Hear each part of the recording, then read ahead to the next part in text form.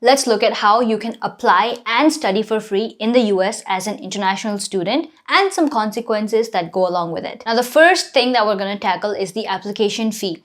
Now, on average, when you submit your college application to a US university, you are looking at an expense anywhere around $70 to $100 per college submission. Now, this is true whether you're applying for an undergraduate degree or a graduate program. So this really starts adding on when you're applying to 10, 15, or even 20 universities, because at that point, you'll be spending $1,000 to $2,000 just on the application fee alone. So as a high school student, you will be applying to colleges through the Common App portal. Now, this website is one place where you fill out your basic information and send college applications to multiple colleges. So for each college that you're sending, you'll have that separate application fee. Now, in Common App, if you are in need of financial assistance, you have a section where you can request for a fee waiver. When you select this option, all of your college application fee through Common App becomes zero. So you can essentially apply to up to 20 colleges for free.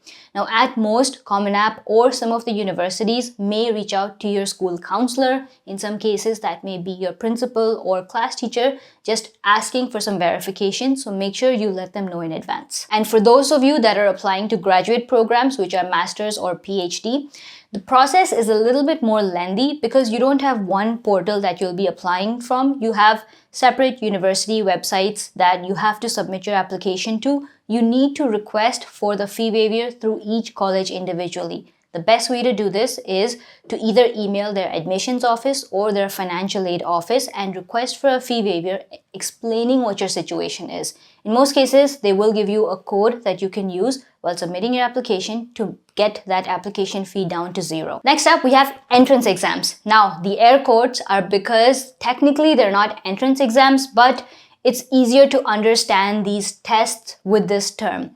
Now, there are a variety of tests that you'll have to write if you're applying to an undergraduate program in the US. Some of them can include the SAT or the ACT exam. Now, these are known as standardized tests, and some colleges have gone test optional. So this means that they don't even require students to write the test at all.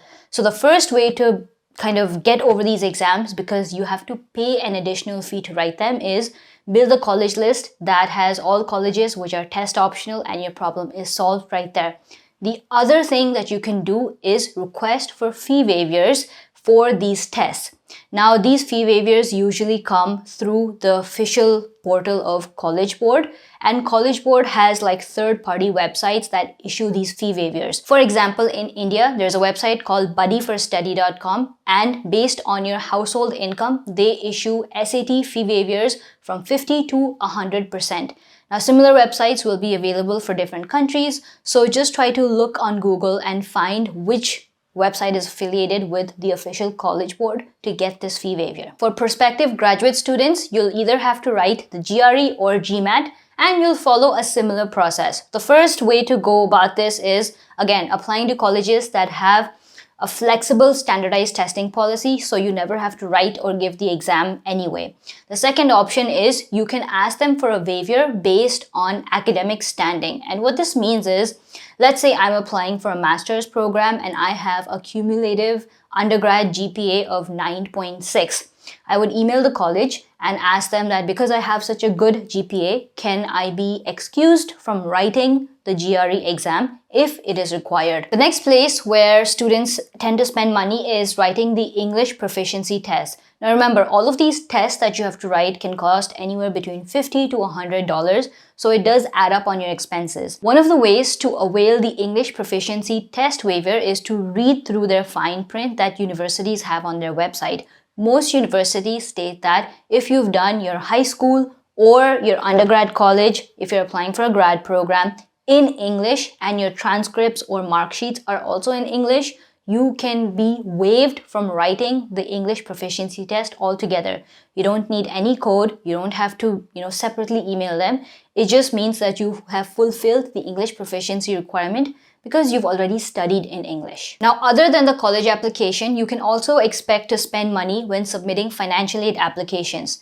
Now, most financial aid applications go through something known as the CSS Profile, and that is not free. It costs $25 for the first college and $16 for every additional college that you want to submit. but there is a way around this. Now, some colleges request students to submit something known as an ISFA form. This stands for International Student Financial Aid Application. There's essentially not too much of a difference. It's just that the ISFA form is a PDF document that asks for the same information that CSS Profile is asking for. The difference is, if you're submitting the ISFA, you'll have to fill it out and submit it to each university individually. So it's a little bit more work for you because you're repeating that same information. But the good news is the ISFA form is free.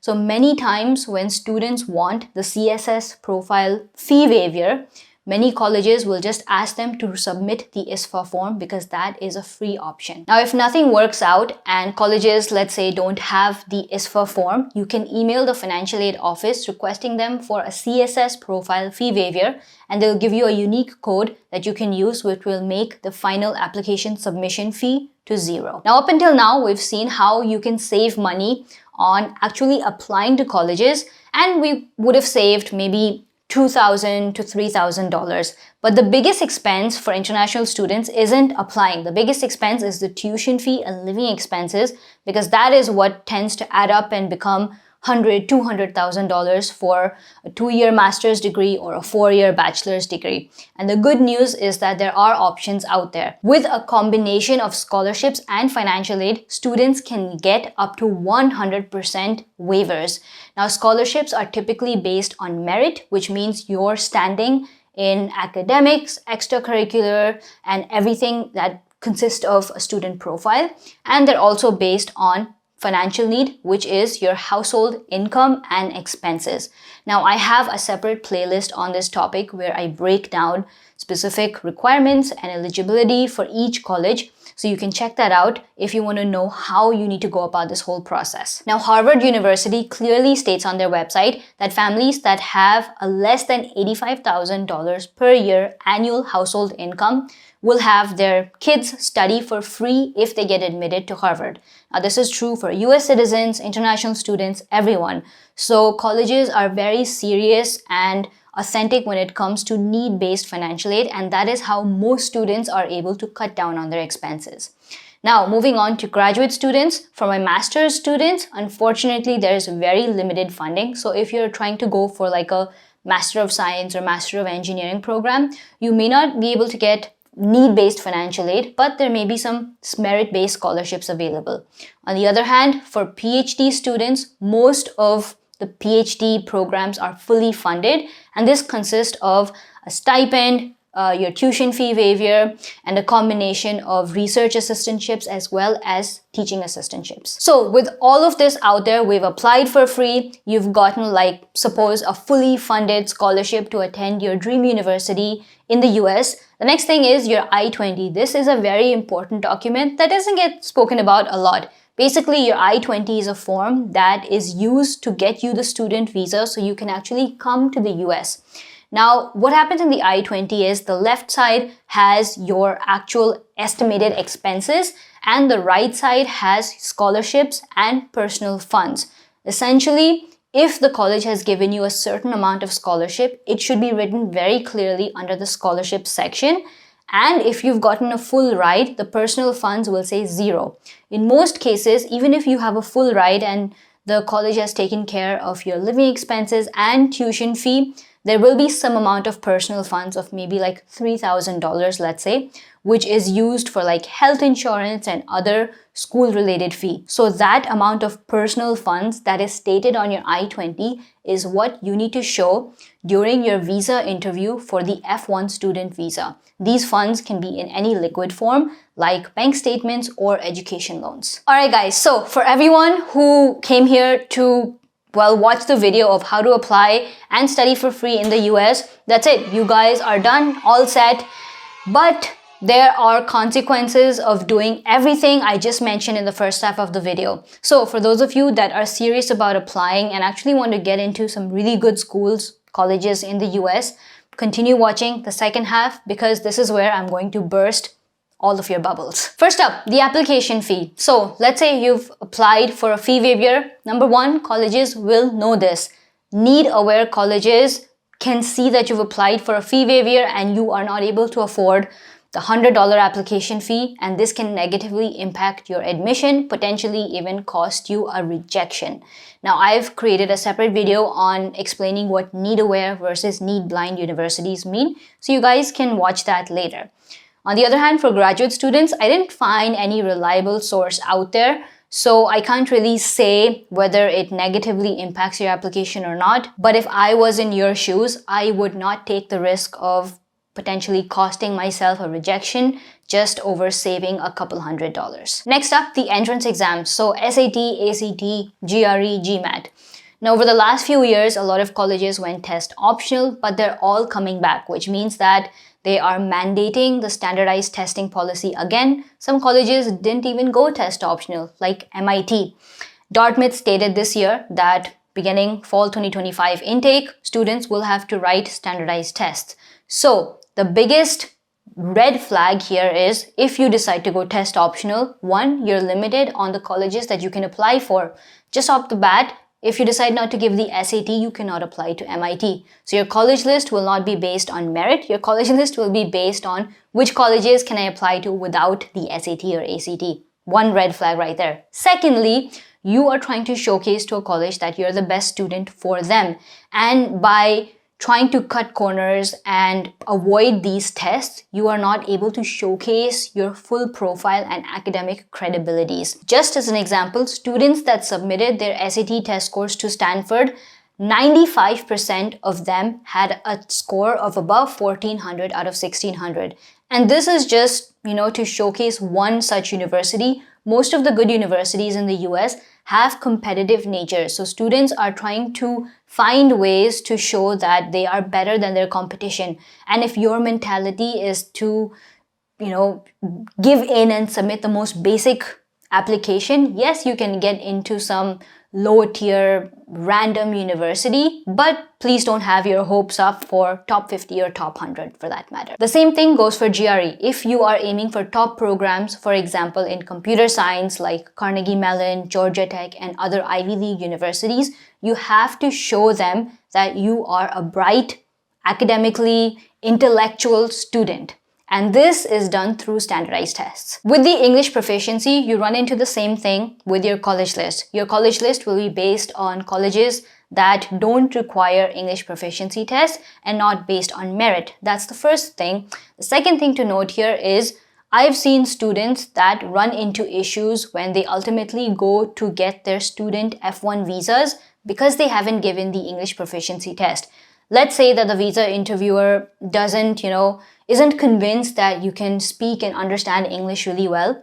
They may ask you for your English proficiency test score. At that point, if you have your TOEFL test score, you can just give that to them, and that is proof that you're able to score a good number on these official standardized tests. But if you haven't taken anything, it can potentially cost you a visa rejections, and everything just stops right there. If you don't get your student visa, you cannot go and study even if you've gotten admitted to a specific university. Now, coming to scholarships, for all of you that are applying to undergrad programs, it's not that easy to get a 100% merit-based scholarship. And the biggest reason is that it's merit-based. So just your high school marks is not going to cut it. They usually look at three factors: high school marks, AP exams, and SAT scores. Now, for those of you that don't know what AP exams are, these are called advanced placement exams, and there are 38 such exams. They are in subjects like biology, history, economics, math, physics, chemistry, and so on. Now, typically these exams occur every year, once in May, and students all over the world write them. So whether you're in the US, India, Bangladesh, Nepal, Pakistan, you can write these exams. The cost for these exams is 13,500 rupees per exam. So it is a little costly, but if you can score well, which is considered a 4 or 5 score, it really helps boost your profile and show that you are a good academically standing student. Next, the SAT exams, which test your reading, writing, and math abilities. These occur multiple times a year. If you can score anything above a 1500, it shows good academic standing. A combination of all three of these things, high school marks, AP exams, and SAT score, is what helps you get that 100% scholarship.